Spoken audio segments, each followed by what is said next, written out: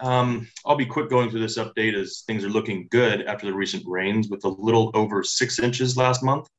There's about 2 to 3 inches on the September-October crossover that wetted the dry soils and really set the stage for the 4 inches or so that fell on October 13th that really brought some recharge. So far here in November, we've seen a little over 2 inches of rain.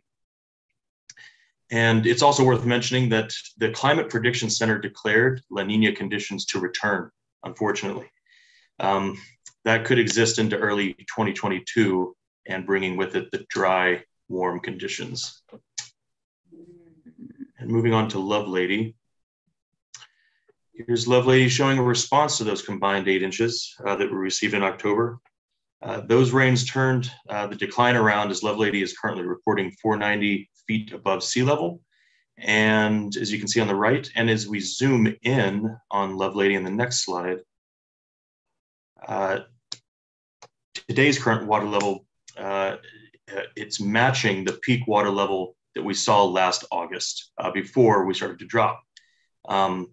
Daily increases haven't slowed and shown any sign of decline, and it continues to rise.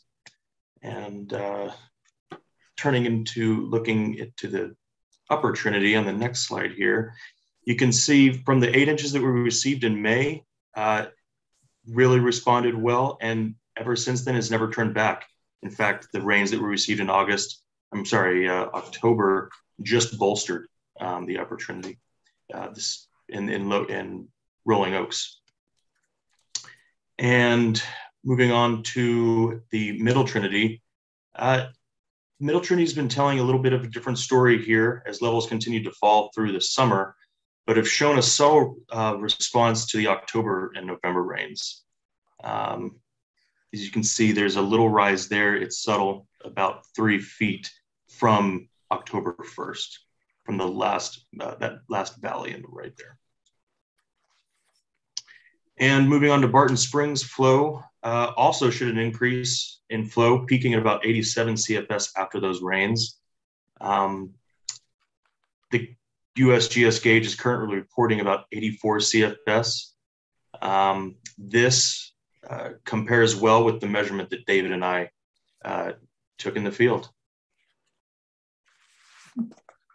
And lastly, just the current readings as we find them on our website.